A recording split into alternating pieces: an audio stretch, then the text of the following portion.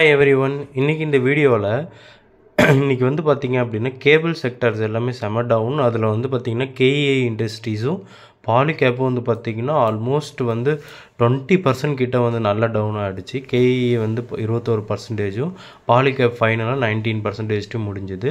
So இது என்ன நியூஸ்ன்னு வந்து ஃபுல்லாகவே வந்து பார்க்கலாம். எப்பயுமே நம்ம ஸ்டாக் மார்க்கெட்டை பொறுத்தவரையும் ஒரு ஸ்டாக் வந்து பெருசாக இறங்குதுன்னா கண்டிப்பாக அதுக்கு பின்னாடி வந்து ஒரு ரீசன் இருக்கும்.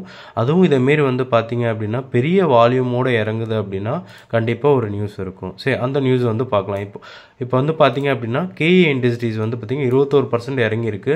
இது வந்து பார்த்தீங்கன்னா லாஸ்ட்டாக வந்து பார்த்தீங்கன்னா அக்டோபர் 15 அந்த வால்யூமை விட வந்து பார்த்திங்கன்னா இப்போ வந்து பெருசாக இருந்திருக்கு.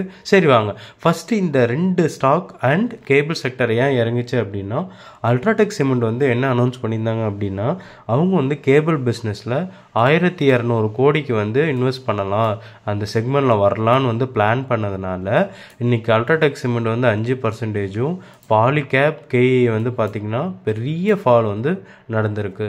ஸோ இதில் வந்து கேஇஐ சைட்லேருந்து என்ன சொல்கிறாங்க அப்படின்னா, ஒரு கேபிள் பிஸ்னஸில் வரணும் அப்படின்னா கண்டிப்பாக வந்து 4 இயர்ஸ் 3 இயர்ஸ் ஆகும் மேனுஃபேக்சரிங் பண்ணுறதுக்கு.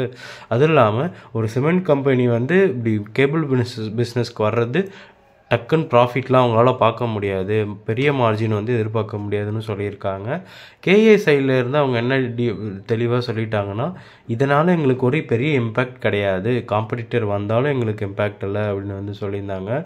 அப்போ வந்து பார்த்திங்க அப்படின்னா ஏஷியன் பெயிண்ட் வந்து இருக்கும்போது நம்மளுக்கு அதர் கம்பெனிஸ் எல்லாம் வரும்போது வந்து பார்த்திங்கன்னா இப்படி தான் வந்து சொல்லியிருந்தாங்க. பட் வந்து அவங்க வந்து மற்ற பிர்லா பெயிண்ட் அவங்க எல்லாமே வர வந்து பார்த்திங்கன்னா நிப்பான் பெயிண்ட் எல்லாம் வர ஏஷியன் பெயிண்ட்டு கொஞ்சம் அடி வாங்கிச்சு. பட் வந்து பார்க்கலாம் இந்த கேபிள் செக்டர்ஸ் வந்து எப்படி வந்து நிலைச்சு நிற்கிது அப்படின்னு வந்து பார்க்கலாம். ஸோ இதுதான் இதுக்கான அப்டேட்டு. பாலிகேப் கேஇஐ வந்து இவ்வளோ பெருசு இறங்கினதுக்கு தேங்க்யூ ஸோ மச் ஃப்ரெண்ட்ஸ்.